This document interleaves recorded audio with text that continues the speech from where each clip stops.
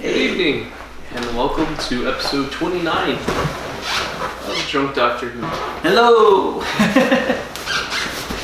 I'm Hatter, this is Holden, and this is our 29th episode, like you said, and it's the final of William Hartnell's tenure as the Doctor. Farewell, Hartnell. Farewell. It is You will be missed. the 10th planet. Which is really just the second planet, because there's one Earth and then it's also another Earth. No, the 10th planet of the solar system. Because there were 9, and then Mondas came back, and that made 10. So Earth is number 1. No. Mercury, Venus, Earth, Mars, Mm-hmm.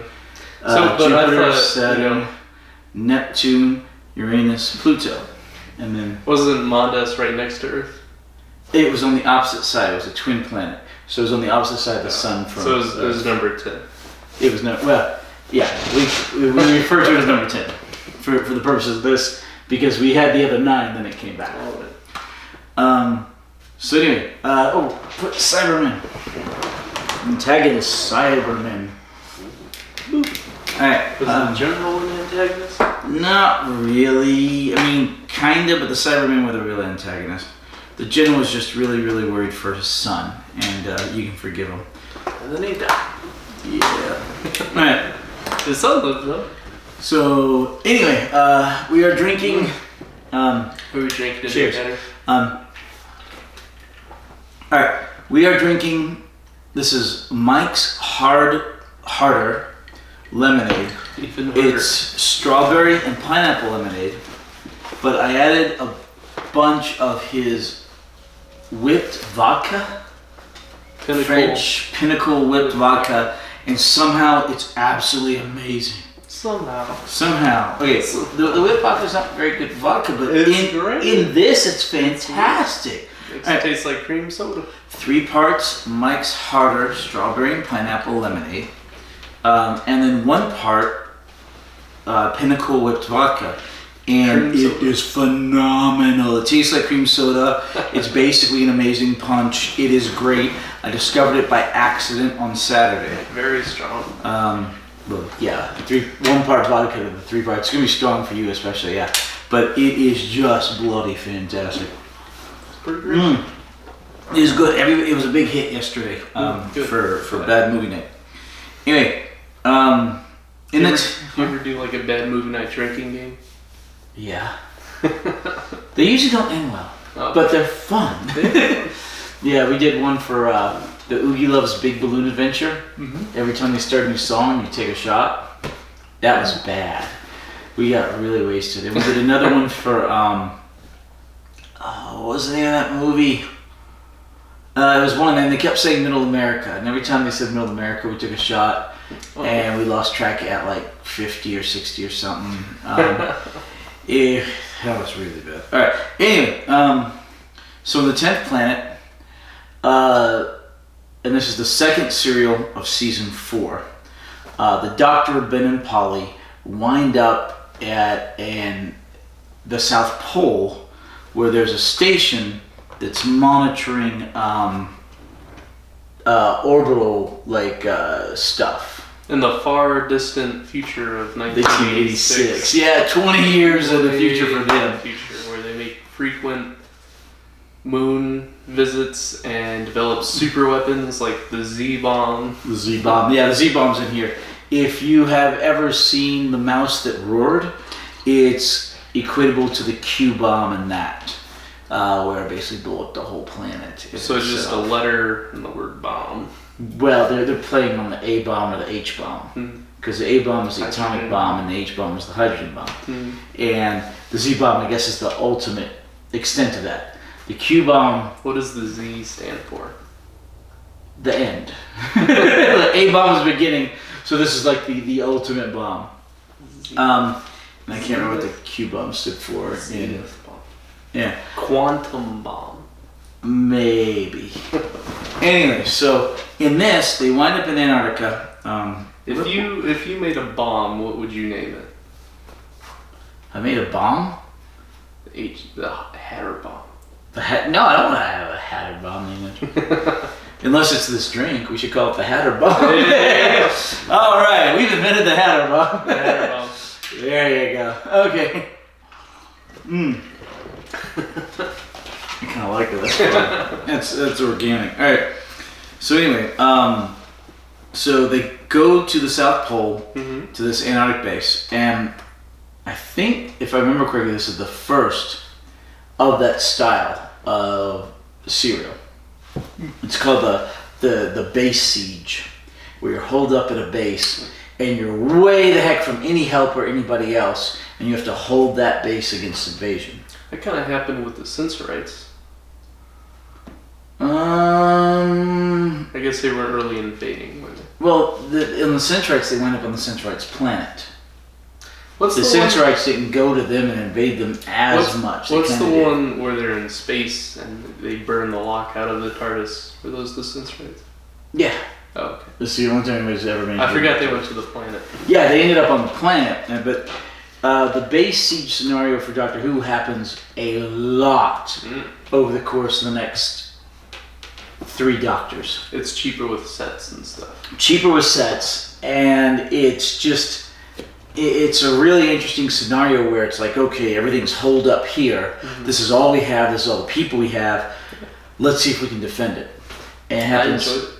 It's good. It becomes a bit of a tired trope eventually, but it happens a lot during the second a lot for the second Doctor, a bit for the third, not as much, not really.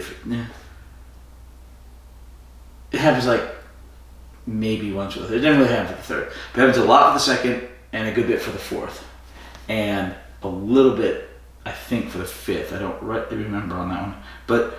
Very much during the second Doctors. Very much. Does it stop with the fifth? Does it ever happen? Oh, it'll always happen occasionally, yeah. Yeah. Every once in a while, the same scenario will show up again. It happens in the 10th. I think the only Doctor it may not happen to would be the 8th, because he's only there for the TV movie. But anyway, so... definitely happens for the 9th Doctor. Okay. Anyway, so... the Cybermen show up, and the whole planet Mondas comes back, and the Cybermen in this is upside down, right? It's just it's upside down, right? With the same continents and stuff. See, they said that they're the same continents, but they never actually referenced the fact that it's just upside down. So well, yeah, it's just upside down. Right? They should have stated it, but they never did. Because you could see it. Yeah. Okay, so anyway, the Cybermen in this are distinctive and intelligent, and they have personalities. Is there an explanation for how twin planets come to exist? The exact same planet? Talking about the astronomy? Is just there like some sort of sci-fi explanation for... Is that a trope, or do they just make that up in this show? I do not know. Because they reference it like it's like some sort of phenomenon. It's like... Well, I think theorized. At one point, Barclay. We'll get to the plot here in a minute. Barclay mentions that it's one of the ancient names for Earth, and so they're referencing from that. But I don't know if the twin planet started here or if it was something beforehand. I don't know. I'm trying to think of a science fiction story. Because I had never heard of that. Yeah. Well, there's more modern stuff with that. And I can do that very specifically. There's several modern movies that have that twin planet trope. And sometimes, traditionally, the planet's on the opposite side of the sun.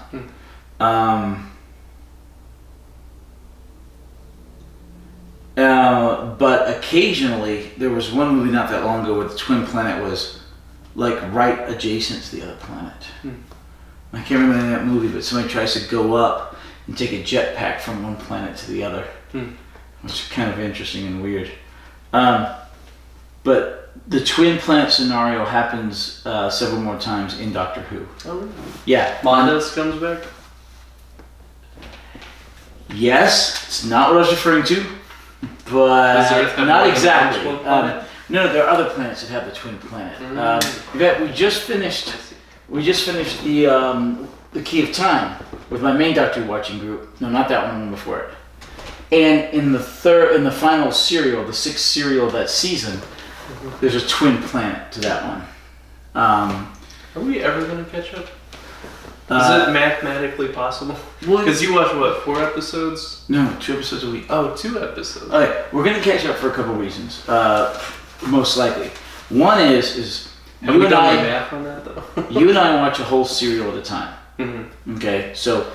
typically 4 episodes. Right, well, on average. Later on, we've got a bunch of 7-episode serials. So how long did it take you to get here? Okay, 8 years. So it'll take us about 4 years to catch up?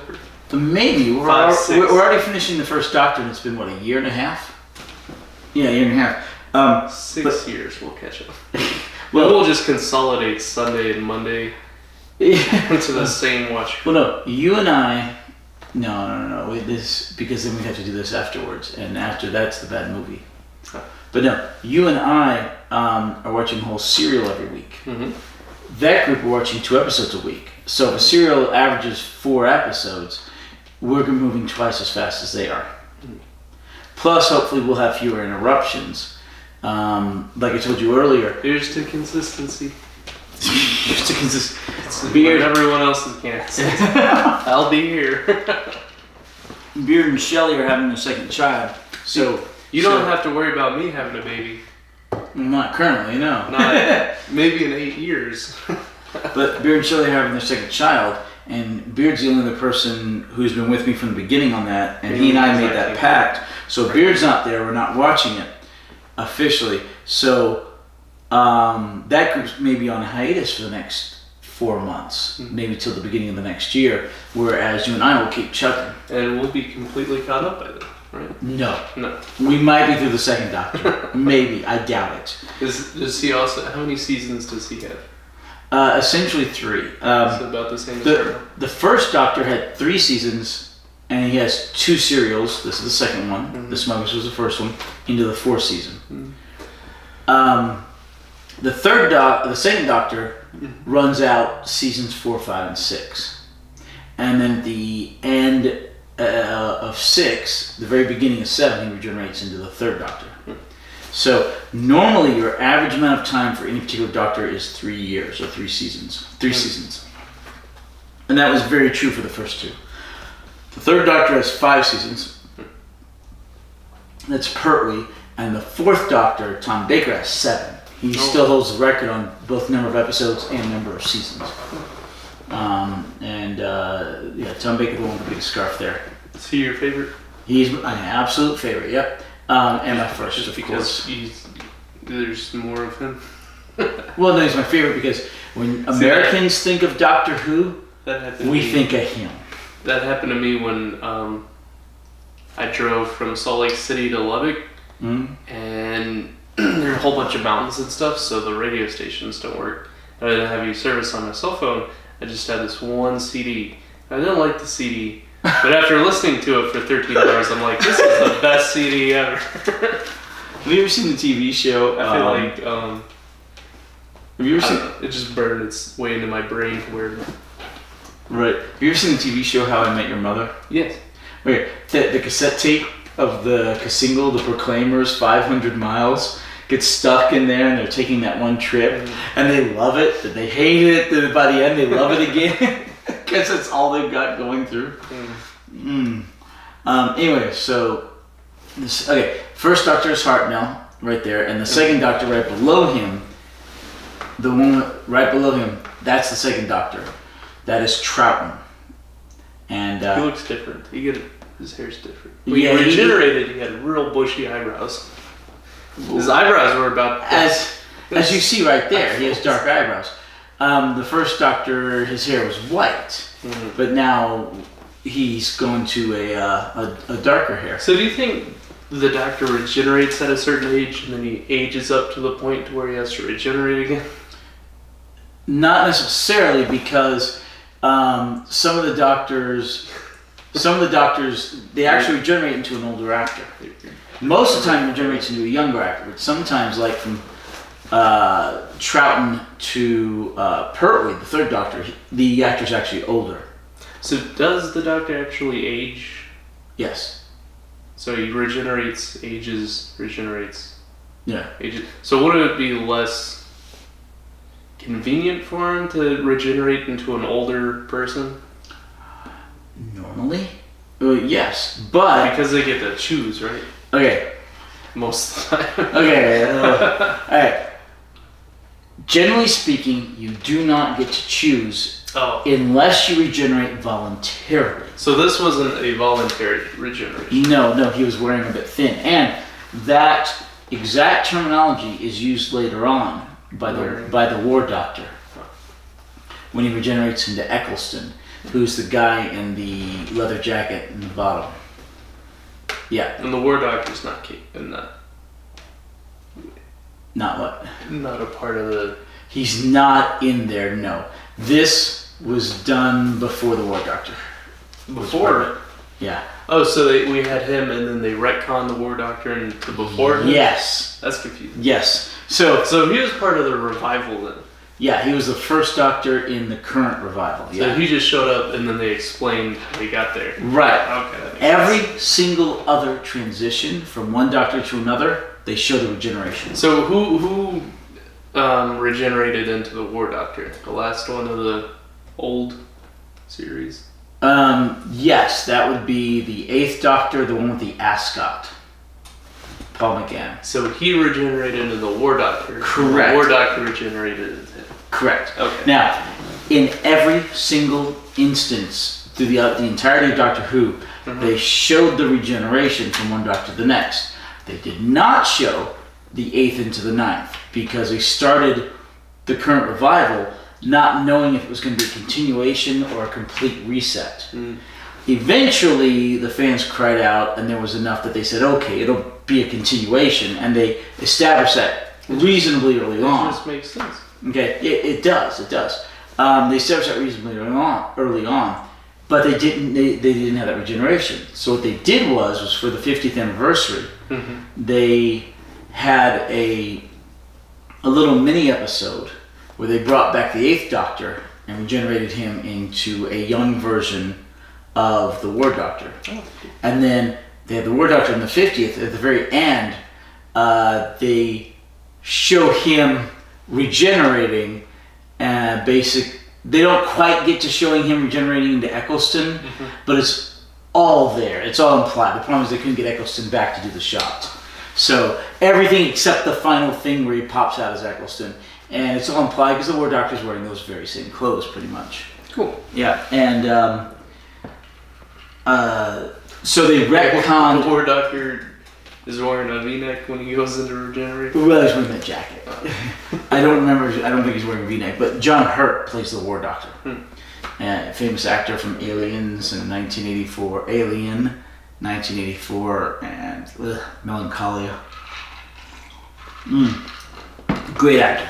But he's the War Doctor, and they retcon him in there. And anyway, so if you get too old and you're to the point of more or less dying anyway, your body will regenerate. If you're killed, or sometimes you can be forced to regenerate by like the Time Lords, you regenerate. You can also apparently choose to regenerate, and if you choose to regenerate, you have a lot more control over the regeneration. So you can choose to look a certain way. And that actually shows up for the very first time in Destiny of the Daleks, which I'm watching with the Sunday group right now. Because the Doctor then has a Time Lord assistant called Romana. And in that, she literally walks back and forth in and out of the room in different bodies until she picks the one she likes, right? She controls that. Now, sometimes you can have some possibility of control, like a face that you saw, which is how we end up with the 12th Doctor, because he knew a face, because Capaldi played a part in the show earlier on before he became the Doctor. The cop, right? Okay. Who's Capaldi? Capaldi is the 12th Doctor. And he played a man during the time of Pompeii. When Mount Vesuvius erupted and buried Pompeii. He plays a father of a family back then that the Doctor ends up saving. So he just chose that one face. Right, and he spends a couple episodes trying to come to grips with why this face, because he knew that face from previously. So they kind of work it in. Also, the sixth Doctor, up there in the upper left, the one with the blue ascot-y thing. Yeah. Okay, up at the top. He had previously played a minor part on the show as well, but then came back to be the Doctor. So you could kind of say that happened there too, but it was only really truly expressed with Capaldi.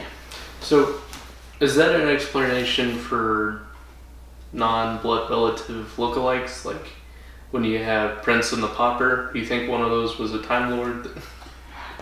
Probably not, excepting of course when we have it during Doctor Who, like him and his lookalike. Right. Not robot one. Right, not the robot one, but the one that was the Dalek thing. But no, the one. Who did he look like? He looked like the guy. The Massacre of St. Bartholomew's Eve. Yeah. Remember, he looked like the abbot, the bishop guy. Yeah. So they looked exactly the same. Now, this happens again in Doctor Who for the second Doctor. At one point, he looks exactly like the leader of the world, Salamander. That's convenient. Well, yeah, but everyone's like, holy crap, it's Salamander, let's kill him. So it's not convenient. Because he's a bit of a despot. Well, I say a bit, he's very much a despot. All right. Anyway, so back to the plot. So this was William Hartnell's final serial as his main run of the Doctor. He does come back once more to play the first Doctor in The Three Doctors, which is the 10th anniversary special. They established then a precedent for having multi-Doctor serials during every decade anniversary. I like that. So for the 10th anniversary, we have the 3 Doctors. For the 20th anniversary, we have the 5 Doctors. For the 30th anniversary, the show is on hiatus, but they gave us a special that had multiple Doctors in it. That part of it was never to be shown again. It does exist online, but I don't think it's made it into any of the DVD stuff. Because so are we going to watch that for? We probably will, because it does exist online, but it's hard to find. But it's not, strictly speaking, necessarily canon. For the 40th anniversary, once again, the show was off the air, and they didn't do anything official, right? For the 50th anniversary, they had the 50th anniversary with the 10th Doctor, the 11th Doctor, and the War Doctor. And for the 60th, which amazingly is actually coming up in 4 years, we'll see what they do for that. And for the 50th anniversary, they not only had the 10th Doctor, the 11th Doctor, and the War Doctor, but they had Tom Baker come back in a part. Oh, nice. Yeah, as the caretaker, and but he wasn't playing this Doctor. He's not playing the 4th Doctor. It's heavily implied that he's playing a future incarnation of the Doctor, revisiting an old face. Oh. So that takes up one of the regenerations. Well, sometime way in the bloody future. It's implied, but there are other things about Doctor Who that have been stated or implied that have been quickly forgotten, like the how Veilard. he's half human. Yeah, or the Veilard, which we'll get to later on. Okay. Trial of a Time Lord. Anyway, so okay, back to the plot. All right, we're at the base, and there's some men in an orbital shot that are trapped inside their spaceship, and they are put way, way off course because Mondas, the other planet, shows up and screws with all the gravity, which makes perfect sense. And these guys are trying to be brought down by the base. The base is also wondering where in the world, at the South Pole, the Doctor and the companions came from. They don't get the men down. The men end up dying. but there was a rescue mission shot up, which turns out to be the commander of the base's son. The plot thickens. Right. Well, also the Doctor knew who the Cybermen were, and so the Doctor knew what Mondas was. So he tells them ahead of time on a piece of paper what they're going to see, and then they go, "Oh my gosh!" The general doesn't believe him, but Barclay, the scientist who read the piece of paper, does. So the general kind of goes berserk. He's trying to save his son. He's trying to save the Earth, and he's trying to save the lives of the people there. And he wants to shoot the missile at Mondas, the Z-bomb. Z-bomb. What are you going through? You looking for any other I'm looking up Doctor quotes. Okay. Anyway, so Hartnell quotes. Okay, so the Doctor at the beginning of the third episode sort of falls forward, and this was a double, and you only see him from the back, and they show him later in the episode only from the back. He took that week off.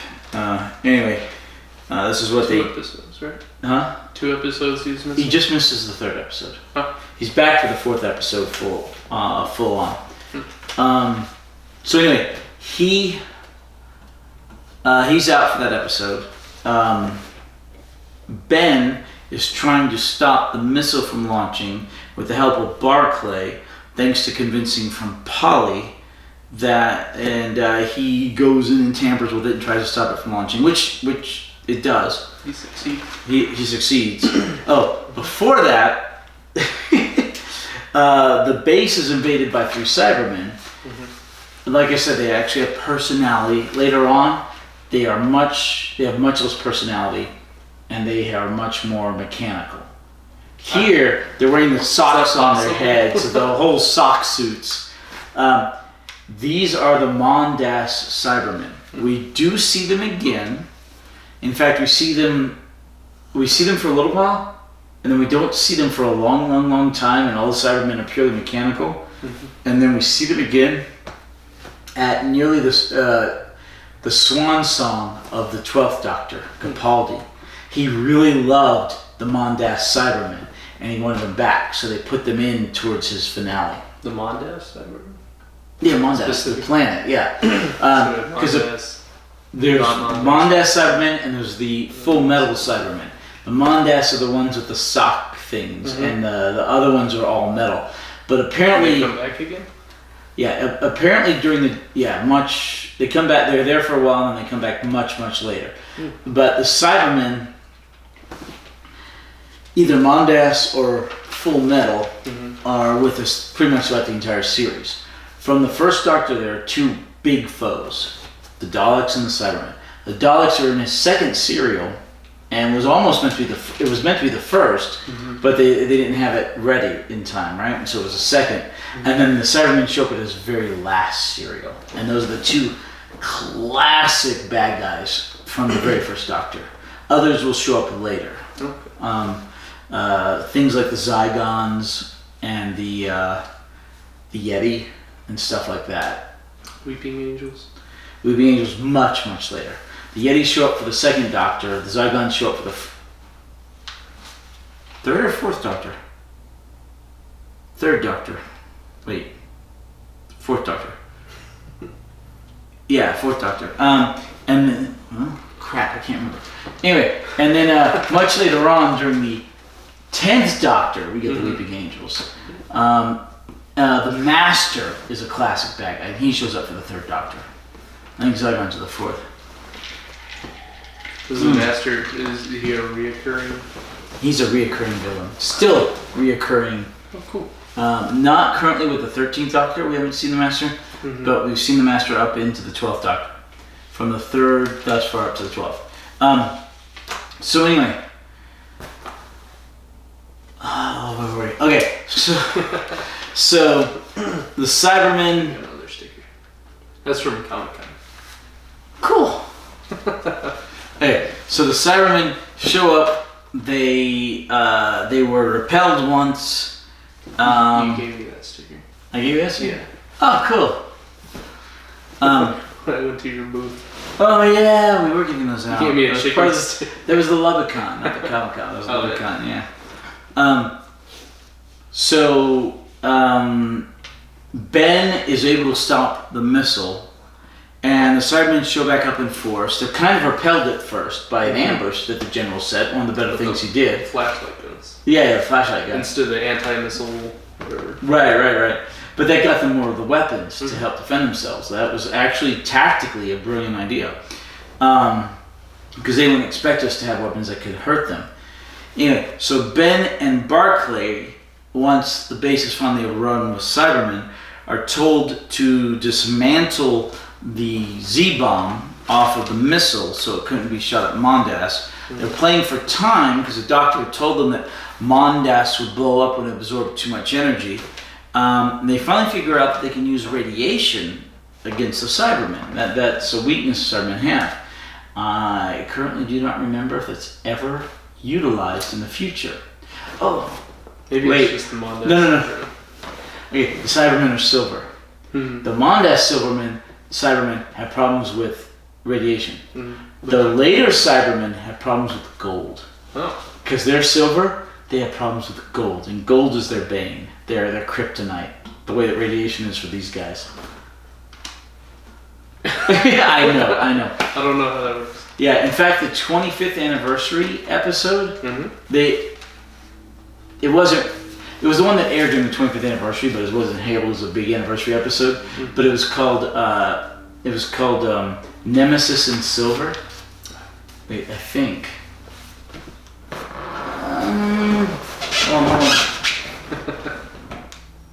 Silver Nemesis, right here. Because it was 25 was a silver anniversary, so they brought back the Cybermen. Yeah. Clever. 25 is a silver anniversary. They brought back the Cybermen. So, and at that point, like I said, they're the metal ones, and they have problems with gold, and that continues later on. So, two parallel universes, two parallel worlds, two parallel Cybermen development style. So anyway, they stop the Cybermen with radiation. They eventually, the Cybermen take the Doctor and Polly to their spaceship, but then eventually Mondas explodes because it absorbs too much energy of the Earth. That's my drawing of a dog. Okay. Because Mondas had been completely run out of energy, and it came back to steal energy from the Earth. And it was stealing all the energy from the Earth, and they were going to leave Earth a husk and take, because they convert people into Cybermen. This was hinted at here, but is expressly shown during the second Doctor, that they convert people into Cybermen. Kind of like the way they utilize people in the Dalek invasion of Earth. The mind control devices. Correct. And their outfits get those things on there get a lot less clunky, right? Got like an entire mini fridge on his chest. Yeah, it gets a lot less clunky. But anyway, so they're going to take all the people and make them Cybermen, and they're going to blow up the planet Earth and all that. It's their secondary objective. But everybody manages to stall long enough, Mondas explodes, and when it does, all the Cybermen just fall to pieces. And because they were dependent upon energy from Mondas. So the Doctor is wearing thin and ends up having to go to the TARDIS. He wants to get back to the TARDIS, and Ben and Polly go there, and he regenerates. The very first regeneration ever inside of Doctor Who, and they invented it because they wanted the show to continue without the actor William Hartnell, who had become too problematic because he was having problems remembering lines. He was turning senile. He was an alcoholic, and nothing against him or alcohol, but he was just getting in that boat, and so they replaced him with Troughton. And this is the very first time that regeneration occurs. That allows the show to continue. Now, there are other shows where actors have been replaced very frequently, like Bewitched or The Jeffersons. and they usually don't bother explaining it. You're just supposed to accept the new actor. A modern example of that, a much more modern one, is Last Man Standing. 2 of the 3 daughters have been replaced by different actresses. The third one's still there, but yeah. But so anyway, allows the show to continue. We don't get any exclamation or problem from Ben and Polly as of yet, because the very end of the episode is him regenerating. That all happens during the second Doctor's first serial, The Power of the Daleks. Does that happen often, where the companions outlive the generation of the Doctor? Or do the companions usually part ways before the Doctor regenerates? And then his new regeneration at the beginning of this season, he gets a new set of companions? It's about half and half. In this case, I mean, they've only been with the Doctor. This is their 3rd serial with him. Mm-hmm. They haven't been with him long. But he regenerates, and they go, "Holy smokes, what just happened?" And he explains it. Mm-hmm. That also happens with Rose between Doctors 9 and 10, and a few other times during the course. But there are other instances where the Doctor loses all his companions and then regenerates. Because it's like, normally he starts doing that at the beginning of a season. Right. Normally, the Doctor regenerates at the beginning of a season, but not always. This one happens 2 serials in. The 5th to the 6th Doctor happens a serial or 2 in. Is there a reason for that? Something happened. This one, because it was very new. They didn't plan for it to necessarily go that route. They just had to do it. That one, I don't know what the reason was. Most of the time, they try to do it at the beginning of a season, or at the ending to the beginning of the next season. Troughton loses his companions just before he's forced to regenerate and get new ones. Mm-hmm. Except there's one companion at that point who does know him, who wasn't there, but then meets him again. Okay, but doesn't recognize him. Right, the Brigadier. Okay, and most of the time, the Brigadier is a weird exception to this rule. Most of the time, he will lose all of his companions and then get new ones. Except there might be one companion who's there to see him regenerate, just for the "Who are you?" Well, I'm the Doctor, yada yada, and that happens. And there are the returning occasional companions, like the Brigadier or River Song, who know that the Doctor is going to change faces every once in a while and would come back every once in a while to see the new version of the Doctor. Sweet. The Brigadier was there for a long time. On the Doctor's home planet with all the Time Lords, how does anyone recognize each other after a few years? They can sense something in the other Time Lord to know that he's that Time Lord. Sixth sense. Kind of. In The Key of Time, the Doctor runs into an old college classmate. Okay? Who calls the Doctor? College? Right. And the Doctor got his doctorates. So it's like, yeah, you get your doctorates and all. Anyway, but he could tell who the Doctor was, despite the fact he had not seen him for at least 3 regenerations. Mm-hmm.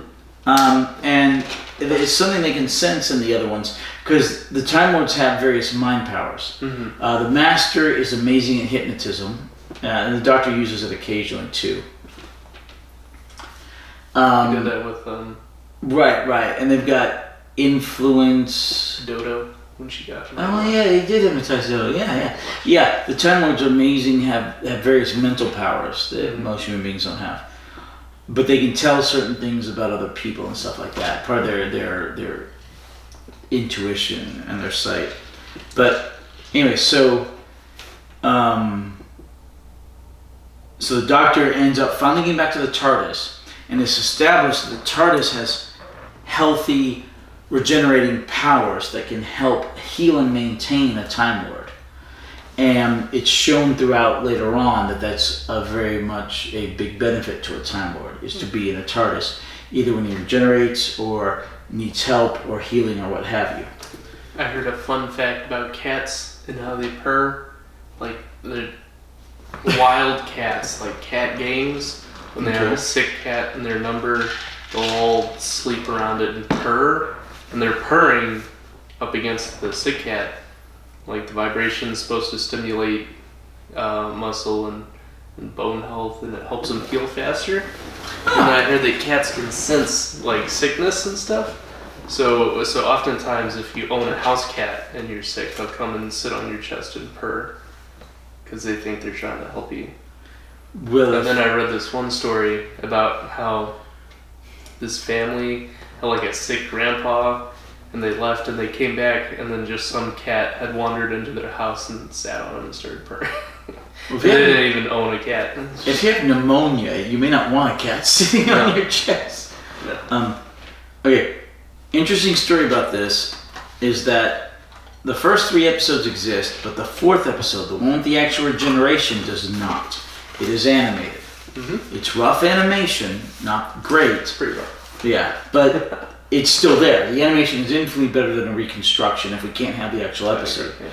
The only part of the story that survives is the actual regeneration, because it was shown in 1973 on Blue Peter, which Peter Purves, Steven, the former companion Steven, is on the show. He's the leader of that show, and he, because of his connections with Doctor Who, yeah, he had long hair, he shows the regeneration on that show. And the question is we're glad that regeneration survives, but the possibility that the show doesn't exist is because it was borrowed to take the regeneration out of it to show on that show, and we don't know if it ever got back. So I'm glad the regeneration exists. I wish the whole episode did. Because that is the only episode that's missing. Out of the serial, right? It's the It's fourth one. one of the very first ones that they animated to complete. We've seen a few others, like The French Revolution. Yeah, the French Revolution one. We've seen a few others, but this was one of the first ones done because it was only a single episode missing, and because it was such an important episode. It is at the top of a lot of people's lists of episodes they want returned, and to actually be able to see fully. And the company that did the animation, there have been a few companies that have done it, but there's one major one, at least in the past, that did it almost at cost. They didn't make any money off of it, just to see the episodes animated. And there's one that's going right now that did the next serial we're going to watch, which is It's animation. it's animated, Power of the Daleks. They're going through, and they're now. So I really don't get to see the new Doctor until like. Well, you'll get to see him animated, Yeah, but I haven't seen. and you saw his face at the end. Well, Also animated. because no, Oh, because we okay, watched we that watched clip that, on yeah. Blue Peter. You got to see his face for 2 seconds. He looks completely different from this picture. No. His hair was back. Well, remember, that's black and white, this is color. Yeah. So he looked different, but yeah. The worst seasons, the seasons got hit the hardest from the junking was season 3. I mean, look at all Missing Room Galaxy 4, Daleks Master Plan. I mean, season 3 was horribly hit. And season 4. Season 4, we're missing a lot of it, but they're going through and they're animating them. The Power of the Daleks, it's the next one we're going to watch. Troughton's first serial. It has been fully animated. The Highlanders needs to be animated. It hasn't yet. That's Jamie McCrimmon's first episode. He'll be a new companion. And he sticks with the Doctor from his second serial all the way to the end of the second Doctor's run. He's awesome. The Underwater Menace and the Moon Base were found. Macroterra has been animated. It'll be coming out in the US in October. Like I said, We've talked about that before. Yeah, right? we talked about it. We might delay to watch that one if we need to a week or two, so we can watch the animation as opposed to reconstruction, because the timing is like right there. October. The Faceless Ones is actually being animated. The 4 episodes that are missing. In fact, I think they're animating the whole thing just for consistency's sake. But they'll include the 2 existing episodes on there as well. But yeah, I mean, and of course, part of season 4 was The Smugglers, which was also junked. But yeah, they're basically going through, and they're slowly but surely, this new company animating all of the missing episodes. Hopefully, so we will have all of it out on DVD and Blu-ray in the regular DVD serials and or the Blu-ray full box sets, which is what I think the BBC is trying to do slowly but surely. Are all those animations going to look different? Are they getting different companies? Several of them will look different. Now, not much of a consistency with the animations. Well, because they've used several different animation companies. Back in the day, when the BBC was initially bringing out the DVD line, okay, they gathered together what was called the Doctor Who restoration team. This restoration team was in charge of finding any episodes they could, restoring any episodes they could, things that were really badly damaged, but they had to restore it, pull it off a film that was found in Africa, Kenya, or whatever, or restore it from bits and pieces, or whatever, right? And in some cases, go so far as to do reconstructions, although that was the exception. The reconstructions were mostly done by third parties. Loose cannon. Not loose cannon. Loose cannon. So not Big Finish. Big Finish does the audios, but the reconstruction team was given a bunch of projects, and they eventually finished them, and then they were disbanded. After they were disbanded, though, they found 2 more serials, The Underwater Menace and The Moon Base. Oh, cool. And I think The Moon Base is partly animated as well. So wait, Underwater Menace? No. Enemy of the World and Web of Fear. Sorry, they found Enemy of the World and Web of Fear, because the Moon Base is partly animated. Is that like the Web Planet? No. Enemy of the World. Web of Fear have a returning. The Web of Fear actually has a returning bad guy, but the returning bad guy is the Yeti, and it's the Yeti and the Great Intelligence. But you don't know about this yet. There's a Great Intelligence on the Web Planet? A hive mind thing? Not like this Great Intelligence. This is a different Great Intelligence. Even greater intelligence? Yeah, but the Enemy of the World and the Web of Fear were found. Now, several of the other stories, like the Moon Base and the Ice Warriors, and this, were completed by animation, partly due to that restoration team. And they worked with different companies who could do it cheap, because the BBC wanted to release all these, but they don't, despite the fact that Doctor Who is a big cash cow for them, they don't want to pay to fix things. But part of it is working with the Canadian BBC. And stuff like that. But anyway, so this new group is working. So they went through a couple of different animation teams. The restoration team did, and it'll look different. The Power of the Daleks that we'll see next week will be the first big production under this new team that is going to be doing a bunch more of them, like the Macro Terror and the Faceless Ones and Evil Dogs. Hopefully they'll finish out everything, and every single missing episode will be animated. But this is the new company, and hopefully they're just going to do it all. And so next week, you should see, and I haven't watched it yet. It's still in its packaging. I was waiting to watch it with the Sunday group after we finish the 4th Doctor and do the cleanup, but we hit there first. So I'll see this version of it for the first time with you, because I've only seen a reconstruction. But that'll be the animation style that we'll be watching most of the time from there on out. Just not quite all of it, because there's a few of them that have had a few other episodes done by this or a different team. Okay. Holy crap. What questions do you have? We got way off topic. So every time the Doctor regenerates, he has a different personality, different traits. Now Hartnell, he was this, curmudgeon. Yes, serious. And even though they told him to go back and lighten up the character and be more Yeah. The redoing of the pilot. Be more light and be more caring. He still comes off as like a sterner type of, he's kind of whimsical sometimes, but other times he has a lot of gravitas and serious moments. Yes. Scrooge moments. Look, we can't show this video on Twitch. They don't too violent for us, really. They don't like feet. Speaking of too violent, how many people died during this? It was so many. 10 humans and 12 Cybermen or something. Yeah, the 3 soldiers that got ambushed by the TARDIS. No, by the Cybermen. They're by the TARDIS, but by the Cybermen.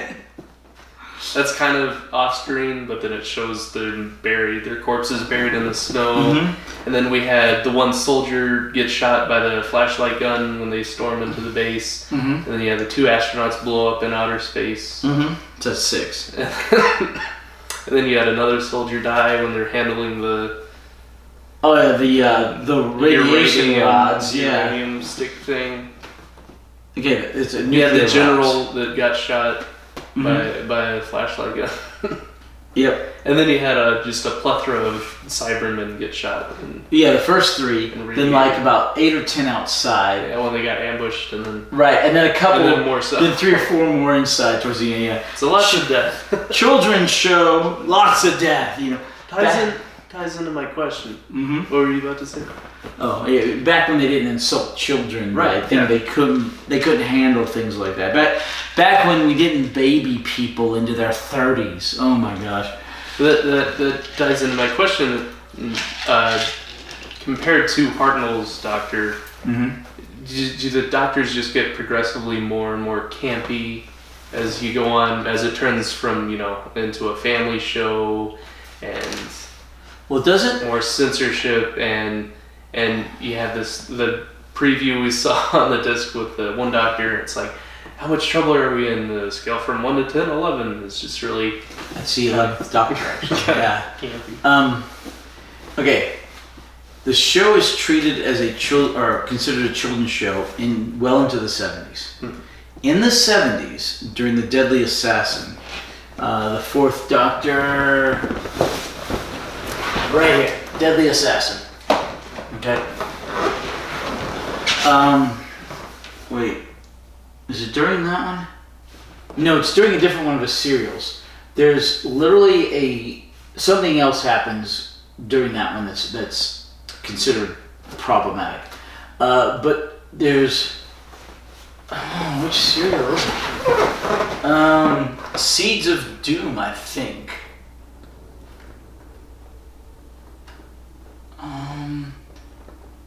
Oh, I see. Yeah, there's the beginning of the Zygons. 2 of the Zygons. I was right. I think it's Seeds of Doom. Anyway, there's a scene where this plant creature is choking a human being to death, and you see him choking him to death on screen. It was that exact moment that caused Doctor Who to be switched from a children's show to a family show, so that the adults could watch it and PG. Right. It went from G, despite all the death that we always had, to PG, because you gotta remember in the 60s and early 70s, I mean, Britain still had that wartime mindset where death was all around, and they were still on rations from the war, and you didn't need to shelter children from death. It was just part of life. But as time went on and people got more sensitive to stuff, like today, trigger, oh, I'm triggered. Oh, you said something I don't like, I gotta go hide in a corner in a safe space and all that crap. But starting in the 70s, there was a concerted writing campaign to tone down the violence in Doctor Who. And it was during the 4th Doctor that most of this happened. During Seeds of Death, Terror of the Zygons, sorry, not the Zygons, Deadly Assassin and stuff like that. They started Did you write toning down. I don't like more violence. More violence, right? I feel like your letter would be, Dear BBC, more boobs, signed Hatter. I have no problem with breasts. Breasts are good. Anyway, but so they started in some ways toning down the violence, but they also switched the show from a kid show to a family show, and then later on, not quite the adult hour, but in the current revival, they've had the main show, which was a family show, not quite a children's show. They've had the children's show, which was Sarah Jane Adventures, which is very much aimed at younger children.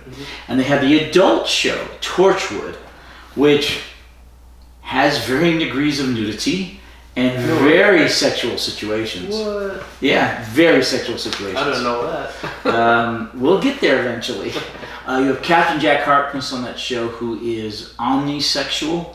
You will basically have sex with just about anything. Cybermen, Daleks. Actually, there's a cyber woman during the Torchwood serials. He doesn't have sex with it, but there is a cyber woman, which is Ianto's girlfriend. We'll get there. Thoroughly confused. Yeah. The actor who plays Captain Jack Harkness is gay. So at the beginning of his character, he hits on women a lot. Just to establish, hey, I'm the really good-looking guy that you want to fall for. But later on in the show, he pretty much only hits on men. It's a phase for a character who lives forever. Long story. But then you just later on see him hit on men, which is great. That's fine. The actor is gay, great. I would have a harder time, in a role where I was playing a gay person than I would if I was playing a straight person, if that makes sense. So I understand him playing into his wheelhouse. That's great. Neil Patrick Harris, however, did a great job on How I Met Your Mother. Oh, yeah. Gay actor plays famous womanizer in cinematic television. Right. But even played to that. Did you see Harold and Kumar? Christmas or whatever, that one? I think so. Where he says, oh yeah, I just pretend to be gay so I can get the babes because they all want to hang out with a gay guy. That's hilarious that he's playing on the fact that he's gay, pretending not to be gay while playing a straight guy in that movie, but it's him. I mean, it's just funny. But anyway, so, let's see, so they've got the adult Torchwood, the regular family show, and then you've got the kids version. And there's a few, there's one of the spin-off called Class, which is more aimed at, not quite kids, but I would say teenagers. Not terribly good, unfortunately. The others will go multiple seasons. Class was canceled after a single season. Are we going to watch all of these? Yes, we will. Oh boy. And there's also K9, which was a... Are we going to watch K9? Yes. Which is an Australian show. You have K9, who's a companion of the Doctor, and somebody had the rights to K9, but didn't have the rights to Doctor Who. So he had a spin-off show called K9, and K9 can never mention the Doctor by name. So kind of like what's happening with Disney and Sony and Spider-Man. Oh my gosh. You heard about that? Something like that, yeah. But, so there's one season of K9 and Company. Wait. Yeah, I think just the one season of K9. Sorry, K9 and Company is a much earlier spin-off. It's the only spin-off show during the original run of the series. Lasted only the pilot episode. It has K9, Sarah Jane Smith. She's one of the most beloved companions from the original run of the show, along with K9 and Jamie McCrimmon. Amongst the original companions, Sarah Jane Smith, Jamie McCrimmon, and K9, I think it would be the top three. And then later on, you've got other companions who are adored during the current run of the show. Oddly enough, Sarah Jane Smith and K9 both show up again. The Brigadier was supposed to, but he passed away before they could do it. Literally, he was alive, and he shows up in the Sarah Jane Adventures. But didn't quite live long enough to be put in the main show, even though the show had been going on for 3 or 4 years before he passed away. And Captain Jack is one of them. Rose, Donna, Amy. But yeah, it's all good stuff. But yes, we will eventually watch everything for Doctor Who in the chronological order that it was released, just like we're doing with my main group.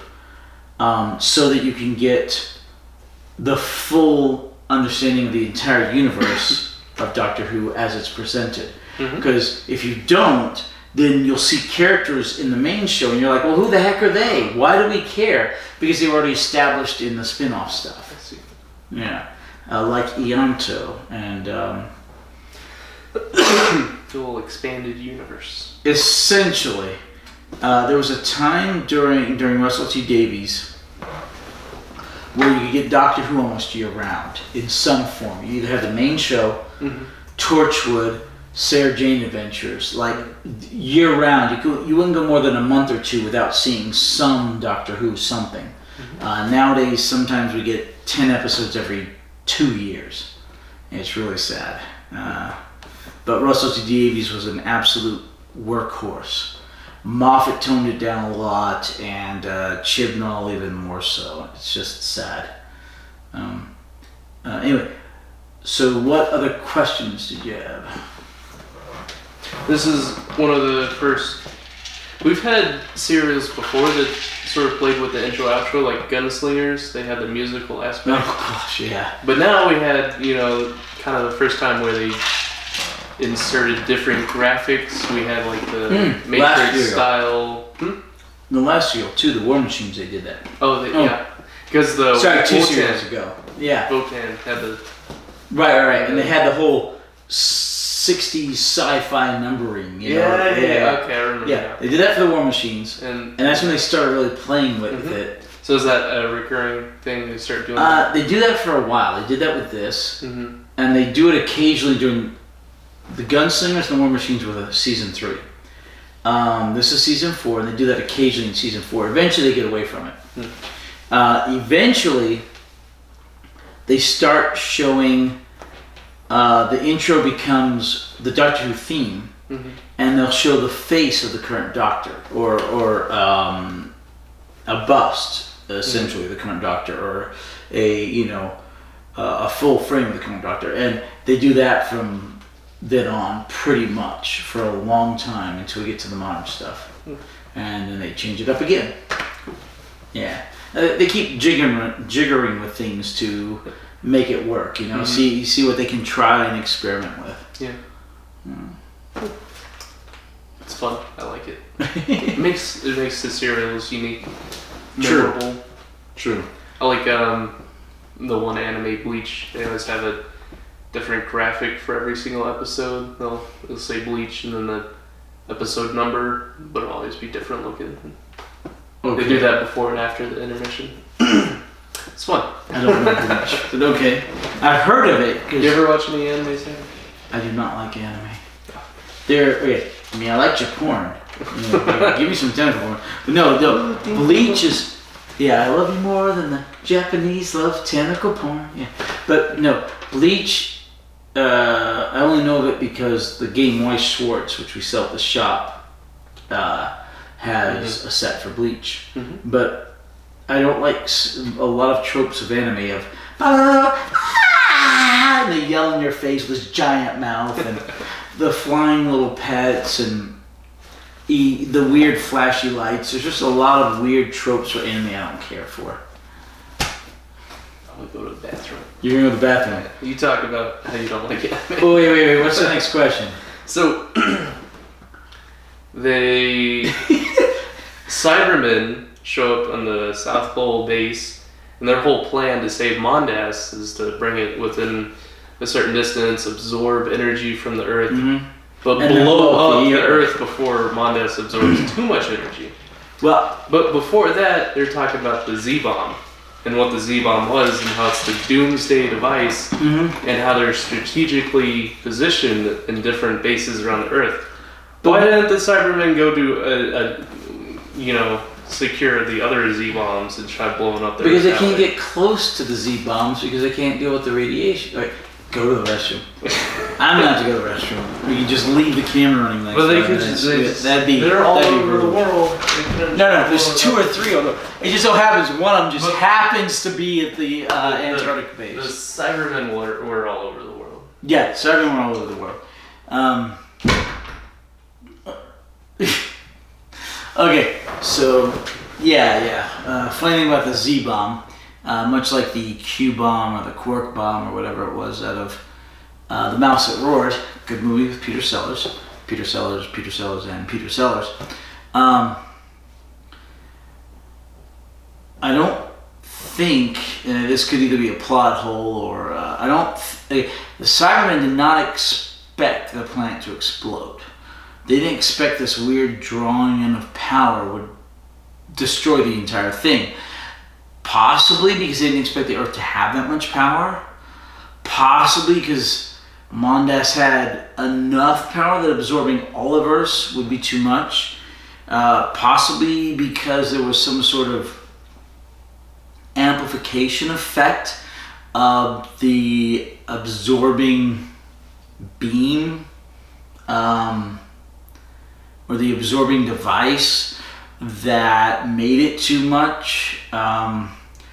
Probably the second one there, that there was just enough energy on Mondas that by absorbing, say they had 30% energy and Earth has 100%, well, when you get to the point where Mondas can't hold anymore and the Earth's only at like 30 or 25%, but Mondas is at 105% because it's an exact duplicate of Earth, well, that would make Mondas explode. It's pretty much a plot hook and a plot device and a bit of a MacGuffin, because realistically none of that works, but it's 60s sci-fi and it's Doctor Who, so it's like the movie Armageddon, the physics don't work, but sure, have fun with it, roll with it, just ignore it, it's good. And that's what happens there. Let's see. So anyway, the Z-bomb, apparently there were 2 or 3 of them spread out amongst planet Earth. This is beginning to sound like the Osterhagen key during Series 3, 10th Doctor. They replicate a device like that later on, or something like that could destroy the planet. Anyway, but just so happens one of them is there in the Antarctic base. I mean, I guess it's a good place to put it, because if it accidentally goes off, it's less likely to affect the rest of the planet. That's actually reasonable. But it does mean that these guys are working with this incredibly deadly planet-busting bomb, and they're just wearing barely radiation suits for it. So get in here. So I was saying, drinking a lot of water. You're drinking a lot of water? TV show No, on DVD. On DVD. Supposedly they know there's a whole bunch of Doctor Who DVDs coming out soon. Oh. And I need to go online and check that site, because apparently a lot of them are coming out for that. So I need to check on that. Okay. Part of that, during the wilderness years, the 90s and the early 2000s, the 15 years when the only Doctor Who you had... silence. Well, the single TV movie. Because Doctor Who ends in 89. They have a TV movie in, 96 or something? Mm-hmm. Okay. I think 96. That's one thing, every time you watch something about Doctor Who on Watch Mojo, they put 63 to 89, 05 dash, meaning still going. Mm-hmm. But they skipped the 96 movie. They should put 1996 in there as well. And that perturbs me. Does that mean the movie's not canon? No, the movie is canon. It means that Watch Mojo is not being completely diligent on their dates. And it's just, that perturbs me. Because, 96. 5/27/96. So you have, with the exception of the TV movie, there's no Doctor Who for almost 15 years. Mm-hmm. During those... Period of silence. Right, well, those are called the wilderness years. That's what they call it in between the Old Testament and the New Testament, because there's 2,000 years of silence. No, there's not 2,000 years of silence. Are you talking Catholic or Protestant? I'm just talking about in the Bible. Well, if you're talking Catholic Bible, the books of the Maccabees were only a couple hundred years before the New Testament. That's not the Bible. Okay, it's Apocrypha, it's the Catholic stuff. If you're talking the Protestant Bible, then there's about, I think, 500 or 600 years. But the wilderness years is more a reference to the Jews in the Egyptian desert after they left Egypt, before the 40 years before they found Israel and Jerusalem and all that. That's more the 40 years they were in the wilderness. That's the reference of the wilderness years for Doctor Who, when we were completely lost. Mm-hmm. But besides the 96 movie, there was nothing going on, except there was one company that was making a bunch of Doctor Who Apocrypha spin-off things. They would have non-canon. They would have actors and actresses who played specific people on the show, like Ace. Mm-hmm. She's a companion for the 7th Doctor, the one with the hat in the upper right-hand corner. Mm-hmm. Okay, so they would have her, and you were supposed to assume she was still Ace, mm-hmm. but she couldn't call herself Ace, and she could not really mention the Doctor. And they would have like Cybermen and other things from the show, but they couldn't call them that, reference them as that, and they couldn't mention the Doctor. But there was literally a dozen or so movies and things made during the 90s and early 2000s to keep the fan base going and to appease some of the fans who wanted to see more of the show without it being really official. Mm-hmm. And some of that is some of the stuff that's coming out. Like the 3rd Doctor has a serial called The Devil's End. Mm-hmm. So this other group made 2 sequels to that serial, using a bunch of the same actors and actresses from that serial, except not the Doctor, to continue on and expand the universe. Anyway, they've got some stuff. I think one of it is 30 years of them making this stuff, because 89 was originally canceled and now it's 19, so it is 30 years on, coming out, and a few of their other things coming out on DVD, which I really need to look into and expand on here, because eventually when we finish everything, we'll get into the Apocrypha. Eventually. But for us and for my normal watching group, while we're waiting on more Doctor Who, we'll watch the Apocrypha stuff. But anyway, so I have that because the kind lady at Barnes & Noble gave that to me today, so I go on and check that out, because they're coming out with the complete Tennant years, the 10th Doctor, on Blu-ray, because they did a Blu-ray of the 9th Doctor for his first season, but it didn't do well enough, so they didn't continue into Tennant, the 10th Doctor. But now they're coming out with a full Tennant on Blu-ray, which I'll probably pick up, and it comes out only 2 days before my birthday. Oh, cool. Yeah, that Tuesday. My birthday's on that Thursday. Nice. Yeah. Cool. All right, what was your next question? Z-Bomb. I think that's it. That's it? That's good, because I need to leave your question. All right. Okay. Oh, wait. You talk. Board.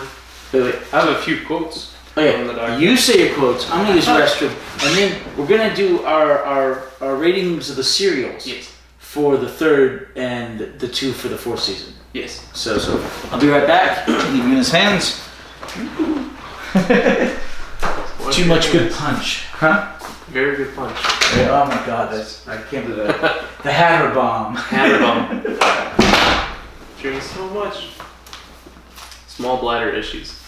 So, as I was saying earlier, the Doctor, played by William Hartnell, was, actor, and also the way his character was written, just had so much gravitas. That's a fun word, but cool, emotional, intense and serious moments, and he had a lot of these cool one-liners and these phrases and these things he said throughout the show that really made you take a step back when the status quo was something that was light and humorous, and his interactions with the companions was kind of fun-loving, and then something would happen and it would you kind of see something click in William Hartnell's portrayal of the Doctor, where he steps back and he gets to say something, and that just goes to show that the show had really good writing, because it caused an impact. And I thought I wrote down more of these quotes than I really did, but I guess I didn't. But he had this one, great scene where he's ushering off his granddaughter when, his granddaughter stops being a companion that goes on adventures with him, and he gives this, speech of becoming your own and going off in the world. And I didn't write that down, but I have a few things written down somewhere. I tried to earmark them, but I don't know how that worked out for me. If I can find them. In other news, World of Warcraft Classic launches. So that's something I'm super excited for. I'm going to be playing World of Warcraft Classic. Nostalgia. So much nostalgia. My friend, he was on when the servers went live, and he sent me screenshots, and I'm like, oh my gosh, I'm jealous. I need to, renew my subscription and update and whatever's involved with that. I can't find where I earmarked any of my quotes that I wrote down. But I tried to go through and look through, some quotes the Doctor said. One of them that was pretty indicative of his character was when... Which one was that? The Savages. He had a great one-liner in The Savages. I love his best speech was his one for his granddaughter. His granddaughter. She left. Yeah. That's the first one I talked about. You want some more? You need to drive, don't you? I'm sober on Okay. Okay. Here you go. Let's drive to that. One of the Savages, there's this conversation, and the Doctor retorts to someone's suggestion. Even one life is far too great a sacrifice. I thought that was really cool. One-liner. Let's see. Sort of goes over it represents the Doctor's mentality of, saving lives, I guess. Now remember that the Doctor is not completely consistent, because he changes personalities constantly, and even within each Doctor he's not particularly consistent, because while the Doctor is not generally for violence, remember during the Romans he was violent. And there are other times when he does commit acts of violence, and in some cases, acts of genocide. At other times, he wrestles with these questions, and he's unwilling to do it. It changes greatly. Yeah. Now the Fifth Doctor is probably the most pacifistic of all the Doctors. The one with the celery right there. Davison's very, very pacifistic. And to his credit, he's the one Doctor who disagreed with the Doctor becoming female, because he said, look, young boys need a hero too, Yeah. They need someone they can look up to who thinks through problems and does them rationally rather than using brute force, which the Doctor does most of the time. It's rare that the Doctor resorts to violence, and in fact, most of the time, he punishes violence, like the 10th Doctor doing that to... The monk? No, the 10th Doctor very much punished violence with Prime Minister Jones. Is that her name? Jones?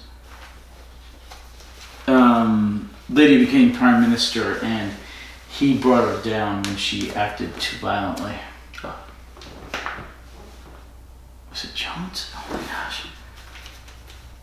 I can't remember her name. Alright. Any more quotes? Or? Nope. That was my look back at William Hartnell's portrayal of the Doctor in the showrunner's writings at the time. He does. The first Doctor comes back 3 more times. Cool. I'm excited. 3 or 4 more times, depending on how you count it. But Hartnell only comes back 1 more time of the 3 Doctors. He is the only Doctor who was later portrayed by other actors. All the other doctors have never been portrayed by other actors. With one stupid minor exception. When they were switching from the 6th Doctor to the 7th, they fired Colin Baker, the 6th Doctor, so abruptly that he didn't want to come back for regeneration. So that little split-second portrayal of him at the beginning of a serial before he dies is the 7th Doctor in a wig. Okay. Which one was it? The 6th Doctor is Colin Baker up there, and the 7th Doctor's, they're both at the top. No, the very top. He got fired? No. He got fired and was replaced by this guy. And the regeneration scene was him in a wig to look like him because he didn't want to come back for regeneration because he was fired so abruptly. Is there a reason for that? The show went too dark. His doctor was too dark. They were trying to do something different. Didn't work well. And they were trying to cancel the show, and they put on an 18-month hiatus. The fans yelled out, so the show wasn't canceled. I do have more of the punch if you want it. So the show wasn't canceled, but they wanted a big change of direction. And they did that by getting rid of him and going to the 8th Doctor. So, generally speaking, no Doctor except the 1st has been played by other actors. So it's a split second for the regeneration only thing, but generally speaking, they don't show up and are played by somebody else. It's been suggested that the 3rd Doctor be played by his son because his son looks exactly like him if you put a wig on him. Cool. But he hasn't. But the only Doctor to come back played by different actors is the 1st Doctor, who's played by a different actor in the 20th anniversary of the 5 Doctors, and more recently played by the guy from Harry Potter. You remember, what was his name? Sort of the school, not the master, not Dumbledore, but sort of the school caretaker, Finch. He plays the 1st Doctor. Cool. And he had previously played William Hartnell in the Adventures of Time and Space docudrama, and then they brought him back to play that Doctor in Twice Upon a Time. Also the movies had Hartnell, but the 1st Doctor, but they had Hartnell, but he was cut and pasted in. They had the earlier Doctors cut and pasted in from their shows or with body doubles. But they're not actually playing anything. It's just like a little cut and paste, except for those Doctors I told you about. The Dalek movies we watched. Okay. They had the 1st Doctor. No. It wasn't the 1st Doctor. It was Doctor Who being played by, what was his name? The Star Wars guy. No, not Count Dooku. Count Dooku was played by Christopher Lee. Oh, the Admiral. This is the Admiral guy. Tarkin. Admiral Tarkin. Grand Moff Tarkin. Alright, man, what in the world? I don't even see his name on here. Peter Cushing. He plays a character that's incredibly similar to Doctor Who, but he's not the Doctor. He's just called Doctor Who, but he's human. He also made a TARDIS. But he's human. He's not a Time Lord. He's not the Doctor. Doctor. Is the Doctor half human? No, you don't ignore that. We haven't even got. You're not going to get there for like 6 more Doctors, and ignore that. The rest of the show has ignored that. It's a different dimension. All right, alternate dimension. Different timeline. Sure, we'll roll with that. Expanded universe. We'll roll with that. All right. Anyway, so next week we will get to Power of the Daleks. But now we're going to continue this new thing we've got going that we'll hopefully do at the end of every season now, as opposed to the end of the Doctor, because I only thought of it towards the end of this Doctor, which we will kind of rate and rank the serials during that season. Yes.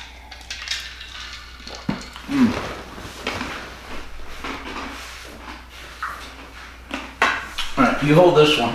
Hold this one. Wait, don't hide the blade behind you. You gotta shoot this.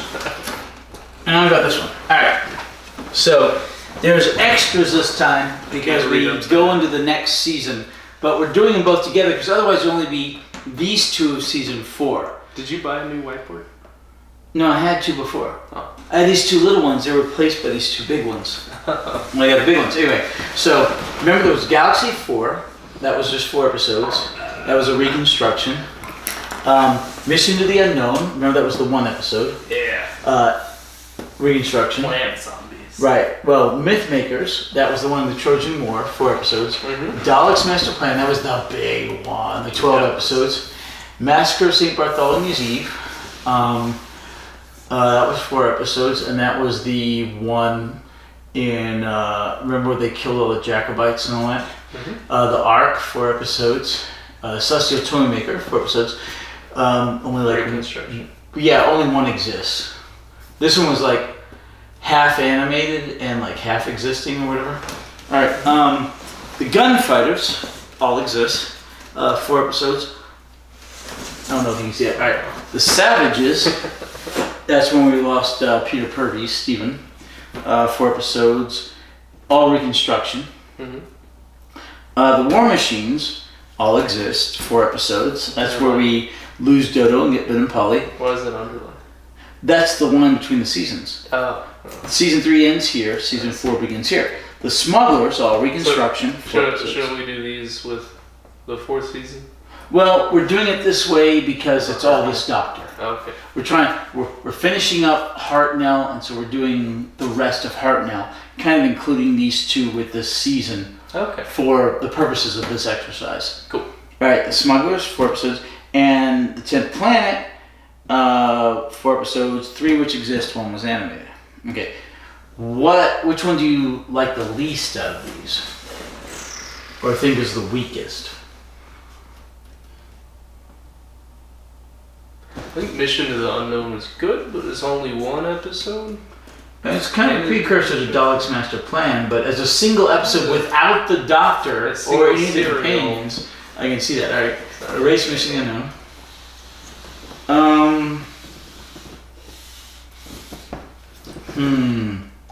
I want to get rid of the Gunfighters. That was annoying as all get out with the music. It was fun, but I don't like Dodo. And the music was incredibly annoying. I think Tombstone was better. The movie? Alright. I would say next Galaxy 4. Yeah. Not too much of a plot. Remember how short our Junkyard 2 episode was for that one? Yeah. And most of it's missing. Mm-hmm. They just have 1 episode. Hopefully they'll animate it and it will be better rather than reconstruction. And in fact, what we may do eventually is come back at some point, either while we're watching the rest of the show, but maybe if we have a short serial, we'll watch that serial, and then we'll watch the animation of one we watched previously as reconstruction and talk about that. Yeah. Alright, so what's next? I think the Celestial Toymaker would be... It was good and interesting. It'd probably be better if it was animated, recovered, but as a reconstruction, it's not good. Alright, it was kind of hard to follow. It's a very visual episode with all the games that they're playing. Agreed. And I'm gonna roll in the same scenario with the Smugglers. Ben and Polly, I like them, but they're just not Steven. And this one They're also currently not doesn't Barbara exist. Needham. Oh my gosh, no one lives up to Barbara Needham. Hey, wait. With the possible exception of Sarah Jane and what is his name? Oh my god. Okay, I'll have to check my notes. But Sarah Jane, the 4th Doctor has Sarah Jane Smith and a gentleman during his first, who's actually a real Doctor, during his first series and a half or whatever, and those 3 make a fantastic team. And Harry? Yeah, Harry. And they're absolutely fantastic. Those 3 just as good as... You will, eventually, maybe another couple of years. What does the Doctor have a doctorate in? Okay. Is he a doctorate of what? Okay, He has a doctor of medicine. It shows up later on from some German place in the 1800s. He got his doctorate on Earth? First he gets a doctorate in Gallifrey, and then he has a doctorate on Earth. And they ask him, what are you a doctor of, several times. He goes, lots of different things. So apparently he's gotten several doctorates in several different things. It's unusual, but not unheard of, especially for someone who lives thousands of years. Right. All right. Okay, what else do you have here? Myth makers. I think of these myth makers. Okay, and don't forget these. So, I like those two. Okay, I think maybe myth makers. All right. Let's see. Okay, bye myth makers. We could put them all on one board now, but I don't want to take the time to write them out. I like the War Machines. Me too. I like the 10th Planet. The Savages. Once again, being hurt because it's a reconstruction. The Ark is good, although that may be next to go. Massacre St. Bartholomew's Eve, I love the double. But it has problems as it is reconstructed as well. Mm-hmm. All right, what do you think? I think it's between the Ark and the Savages. Between those two, probably the Savages. All right, you read the Savages? All right. I thought the Ark was interesting. Me too. But we're getting up to the point where good ones have to go. I think the Ark was better than the Savages. Okay, so the Ark? But I think, it's the next. Okay. It's amazing. We've kept this reconstruction above several others that fully exist because it's the first double for the Doctor. It was good. Okay. It was also sad. It was that big dilemma of not interfering with historical events and they let all those people be massacred and they had to leave. Right, but they found out that one girl survived. Yeah, which was nice. And that happens later on in the 9th Doctor. Okay, which one next? War Machines? Massacre?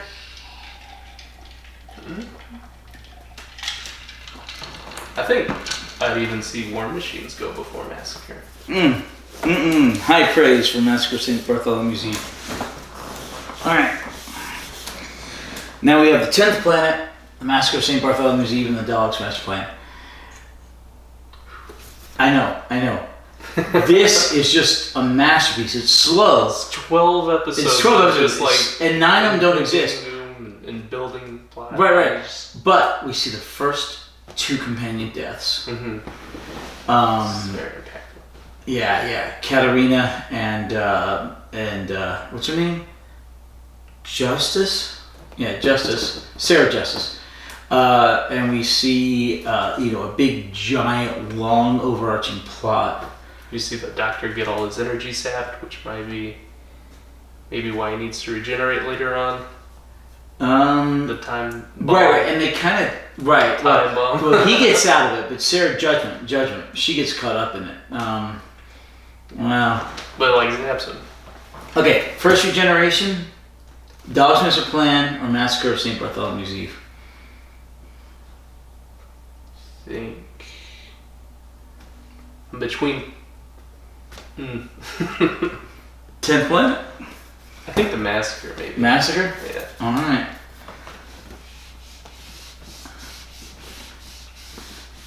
Alright, that leaves us with the Daleks and the Cybermen. So are we going to let the Daleks, can we morally pick the Daleks 3 seasons in a row? Okay, to be fair, if they had the 3 best serials 3 seasons in a row, they should win 3 seasons in a row. They are, until the Cybermen. I do like the Cybermen. Right. They're still, and this was a really good serial, and it was the first generation. And the first generation. But this was epic and included the first Christmas special. That's true. As well as both the first companion deaths. And it's 3 times as many. Alright, let's give it to the Daleks again. Okay. So for 3 consecutive seasons, the Daleks win. We're such fanboys.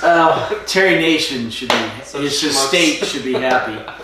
Okay, now remember, in, 43 more years, the Daleks will be public domain, or something like that, which will be interesting. Because they're separate from Doctor Who. Like license-wise. They're part of Doctor Who, but the licensing. U.S. public domain law is incredibly complicated, mostly thanks to Disney and Mickey Mouse. But wouldn't it be but a lot of stuff is now finally becoming public domain. Would it be under not U.S. public domain laws? Well, It'd be under for our country, so it'll go under the first time it was shown here. And it will add so many years onto that. These guys, I don't think were covered by the copyright extension in 28 or whatever it was for Mickey Mouse and all that crap. So I think it's like 70 or 75 years, which means may actually be coming up here in the not too distant future. Assuming that Sherlock Holmes is now public domain. Yes. But we shall see. There was an extension done in the 20s. Did you hear about their family trying to sue against that? Sherlock Holmes going into the public domain? Yes. Because it went by the first book. They argued that his character wasn't fully developed. So exactly. So they said they'd have to go by later books, but the judge said no. Right. As he should have. Right. Well, used to be it was whatever invention or thing that you said or did, you were good for like 40 years or 50 years. Yeah, they later extended it to like 70. And then with the Mickey Mouse laws, which came out in the 80s or the 70s or 80s, because Mickey Mouse was going to go public domain, they extended it to make it like 80 or 90 years, but only for things after a certain date, which included Mickey Mouse. A lot of that stuff is we finally hit the point where a lot of that is now starting to go into public domain, and that extension I don't think holds for things after those dates. So we now have large tranches of things hitting public domain that were extended previously but now are no longer being protected. There was an opportunity for Congress to extend it in like 05 or 15 or something, but they declined. So now things are going to start catching up to where the law covered it before all that was done for Mickey Mouse. And it'll be interesting to see because Mickey Mouse is trademarked by Disney, which complicates things. So you'll see early Disney stuff hitting public domain, like Snow White and the Seven Dwarfs and whatnot. Didn't Snow White already hit public domain? Because they came out with like 3 Snow White movies that one year. They had like The Huntsman and Snow White. I don't know. Well, okay. Those were like Disney. Okay, no. Snow White, the story, has been in public domain for a long time because of the Grimm fairy tales. Right. But the Snow White movie that Disney did back in the 30s or whatever will hit public domain. I see. And that's why they're currently going through and remaking them all live action. So they can have the live action versions, not only make them money at the box office, but they can keep selling those without having them public domain and put those on VHS and nobody does VHS. Right. DVD and Blu-ray and 4K and all that. The Lion King. Yeah, exactly. Lion King, Aladdin, because all those. Yeah. Toys is like a huge thing for them. Yeah. Toy sales. Right, and so they're resaturate the market with Lion King toys. Right, but they're going to have new modern versions of all their movies to keep on DVD and Blu-ray forever, or at least till that expires. And to have on their specific streaming service. Right, have on their Disney streaming service. Well, all the old stuff goes into YouTube and public domain and all that. And they go, well, that's the crappy version. You want this new version. And so I think it's one of the reasons they're doing all that now. So can we just agree that Sony did the right thing of standing up to Disney when it came to Spider-Man? Everyone should stand up to Disney. Disney sucks. I do not like Disney. Monopoly. Hey, Disney keeps taking and buying up everything like Star Wars and the MCU and Fox, and they SJW it and they destroy it. Okay, so Spider-Man's gone. Captain America is gone. Iron Man's dead. Spoilers. Thor is now going to be a woman. Okay, a little weak, skinny little woman. Okay, Natalie Portman. Natalie Portman is not a bodybuilder. I mean, at least if they'd gotten somebody from the WW whatever, she'd look buff. Natalie Portman is not buff. Okay, so. But like, if you're worthy, you can pick up the hammer. Well, who's left? Captain Marvel? Nobody likes Captain Marvel. It's gone SGW crap, and all the characters they had with the sole exception of what's her face, who should have had the first female movie instead of Captain Marvel. The original female Avenger. Black Widow? Yeah, Scarlett Johansson, Black Widow. She died. Oh, see, who's left? There's crap. There's nobody. You need to watch the last movie. No. I like the way Infinity War ended. Let the bad guys win every once in a while. I don't want to see. How do you know that Iron Man died? Spoilers. All right. Anyway, Well, so Daleks' master plan wins. Number one. Number one, we got the Daleks 3 seasons in a row. Reigning champions. Okay, now in season 4 we have the Daleks again. Obviously, Power of the Daleks. They keep bringing them back because they're popular. Eventually, there'll be a chunk of time where we don't see any Daleks. Mm-hmm. So then someone else is gonna get the number one episode. Someone else will. Give someone else a chance. They're kind of replaced by the Master for a long time during the 5th Doctor. Sorry, 3rd Doctor. But they eventually do come back for the 4th Doctor and then continue episodically, occasionally coming back. Alright, anything else? I think that's it. Alright, we'll see you next week, hopefully with Power of the Daleks and the 2nd Doctor. Oh, and we got our 20th subscriber.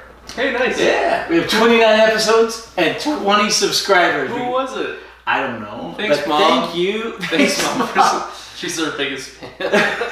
Whomever our least subscriber was, thank you. And thank you to all our subscribers. Hopefully someday we'll catch up to the number of episodes. Yes. We just need 9 more. Thank you so well. We get more episodes too. That's the problem. Bye, everyone. Bye. See you next week. We'll get 9 more before number 30. No, probably not. We just gotta. We gotta